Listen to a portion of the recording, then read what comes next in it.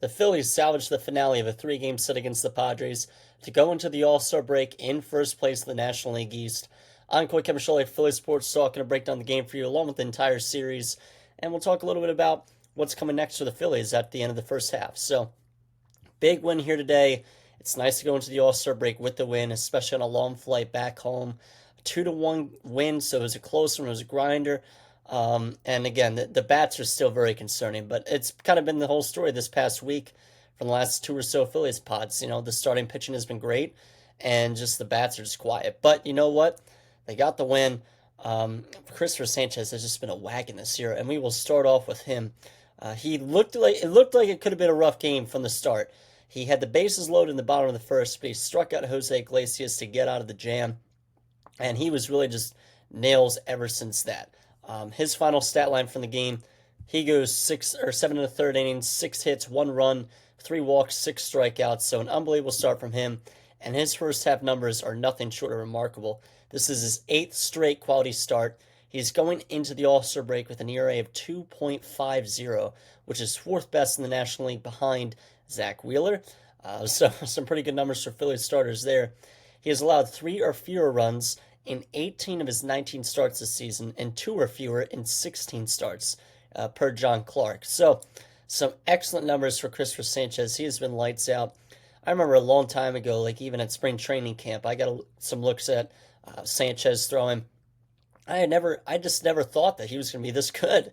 And he's really just been an absolute wagon. That's not discrediting him. It's just one of those guys that was kind of like a mid-level prospect for the Phillies who's just panned out. He really has. It's been an excellent first half of the year for Sanchez, and some big things coming for the second half too. But the other big name from Game 3 today, JT Realmuto. He had the game-winning double in the 8th inning that brought in the game, or the run that broke the tie, and he had a big caught stealing on Fernando Tatis Jr., throwing him out at second in the 7th inning. So some big clutch plays there from JT Realmuto. Again, we mentioned Christopher Sanchez. Other than that, Bryce Harper, he scored off an error in the first. Phillies were able to manufacture that run. It was a scrappy run, and he also hit a double in the 7th inning to get on base for JT to bring him in. So a solid game from Bryce Harper. But just 6 hits in this game. So again, the Phillies are going to need to get the bats going. Schwarber, he goes 0 for 5, 3 strikeouts. So he's been really hot for like a week, kind of a cool down this game, as expected at some point. And it wasn't even easy in the 9th. Matt Strahm had runners on first and second, and we were able to get out of it, though, thank God. So some good stuff for the Phillies today. It's a great way to go into the All-Star break. Again, still in first place, even though this trip out west did not go to plan. Phillies lose 4 out of 6. They fend off 2 sweeps. So, it is what it is. It's not the end of the world. Those are 2 good teams in the Giants and the Padres, and hopefully reinforcements are on the way for the Phillies. So we'll talk about that for a second before I break down the first 2 games of the series. It has been said that Andrew Painter is untouchable per reports, but all the other top prospects are still available. So Mick Abel, Adam Miller, Justin Crawford, but those are just the reports I'm reading. Who knows what really is the thing? By the way, another report that I read, I didn't talk about this.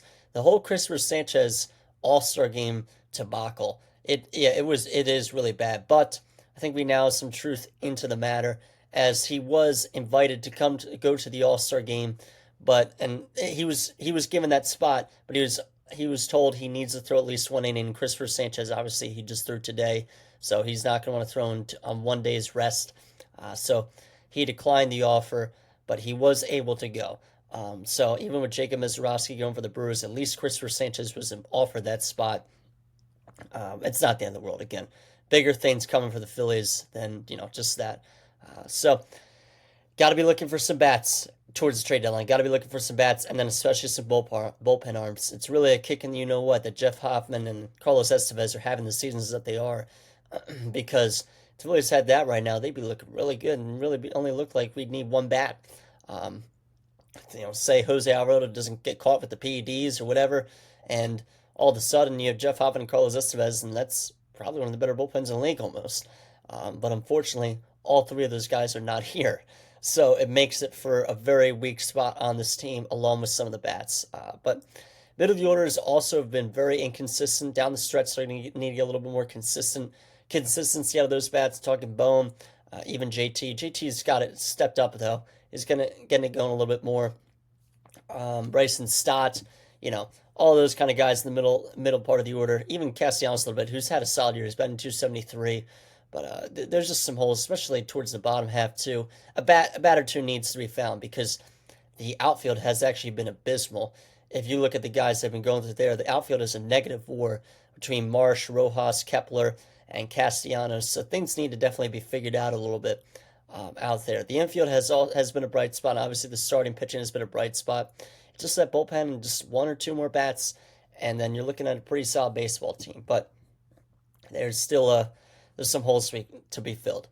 So we'll talk about the first two games of the series before we wrap this podcast up. Game 2, Phillies lost 5-4 in the Jackson Merrill game. He hits 2 home runs off Zach Wheeler. Phillies got going early, scoring a couple runs off Darvish in the second, capitalized off a throwing error, but Wheeler gave it 3 runs in the bottom half, headlined by a Jackson Merrill homer. He got him twice, and really he had a good game besides those 2 pitches to Jackson Merrill. It would have been another excellent start from Zach Wheeler, but it is what it is. Edmundo Sosa, he had a big 2-run single in the 5th to get the Phillies back to lead, and then in the 6th inning, Jackson Merrill gets the best of Wheeler again, and Machado had a go-ahead sac fly in the 7th, and the Padres did not look back from there. So, again, Realmuto, as we just talked about, he got hot in this game. He recorded 3 hits in Game 2 of this series. The Phillies were just 3 for 13 overall, though, with runners in scoring position, which has been the theme for the last couple podcasts. And again, Wheeler was solid besides his 2 homers. But those are my notes from Game 2 of this series.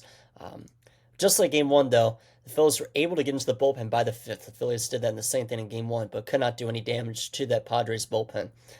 So it's a good job of getting the starters out early. We need to do some damage after that. And Game 1, again, kind of a similar theme. Phillies lose 4-2. And this was another tough one.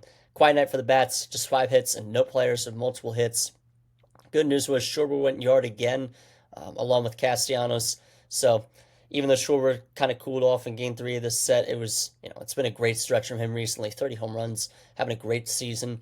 Over 900 in the OPS category. It's got to be found a way to extend him. A couple of errors, fueled a 3-run second inning for the Padres, which is all they needed. Even with Ranger Suarez pitching well, 6 and 2/3 innings, 3 runs, but only 1 of them earned, 6 hits, 5 strikeouts.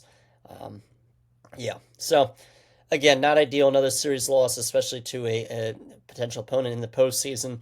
Gonna have to figure some things out. Again, need some bats, need some arms, especially in the back half of that bullpen. But not at the end of the world. Still in first place in the National League East. That is the big news as of now. And the Phillies now have some time to rest with, some potential reinforcements on the way. Who knows what happens with, maybe we eventually call Justin Crawford. Maybe Mick Abel comes to join the team. Maybe in the bullpen as a matter. Maybe Aaron Nola comes back soon. But things will still need to be dealt with at the deadline. So that's going to do it. Again, fend off another sweep. I will have actually a Phillies draft breakdown from at least a couple of their top picks. I'm not going to have too much knowledge on the lower round guys, but maybe I'll brief them over. But yeah, I'll go over some Phillies draft picks in the next couple of days. So that's going to do it again. Enjoy the All-Star break. Enjoy the Home Run Derby and the All-Star game. I'll talk to you guys next week as the Phillies will open up against the Angels at home.